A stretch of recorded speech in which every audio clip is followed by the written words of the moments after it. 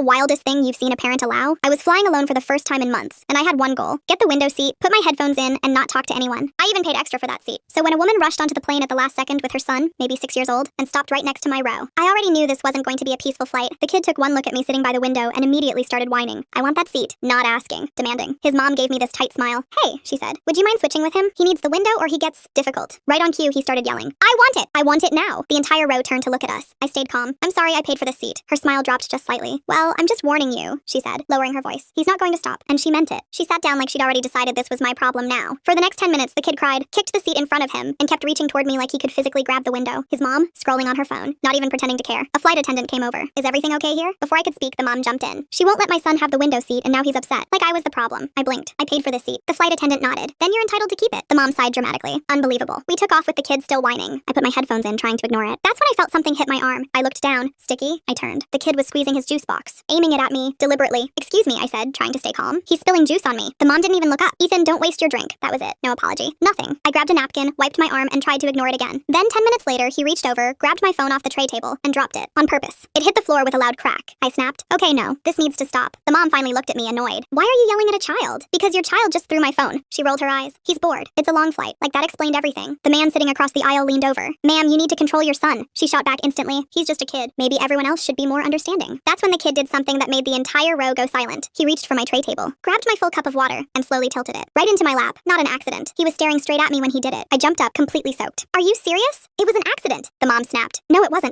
A flight attendant rushed over. This time I didn't even have to explain. The man across the aisle spoke first. I've been watching this the whole time. The child is doing this on purpose. A couple people nearby nodded. The flight attendant's expression changed instantly. Ma'am, she said firmly, I need you and your son to come with me. The mom crossed her arms. We're not moving. Now a second flight attendant showed up. You can either move, she said calmly, or we'll have security meet the plane when we land. That did it. The mom huffed, grabbed her bag, and yanked her son up. This airline is ridiculous, she muttered as they walked to the back. The kid screamed the entire way down the aisle. And just like that, peace. For about an hour. Then suddenly people started shouting from the back. Flight attendants rushed past us. Apparently while his mom was in the bathroom, the kid had opened an overhead bin. Suitcases came crashing down. One hit a passenger in the head. When we landed, security was already waiting at the gate. As I walked off the plane, I passed their row. For the first time the entire flight, the kid was quiet. And the mom? Still arguing. Still acting like she'd done nothing wrong. I didn't say a word. I just kept walking. Because honestly, that flight taught me something I'll never forget. Some kids aren't the problem. Their parents are.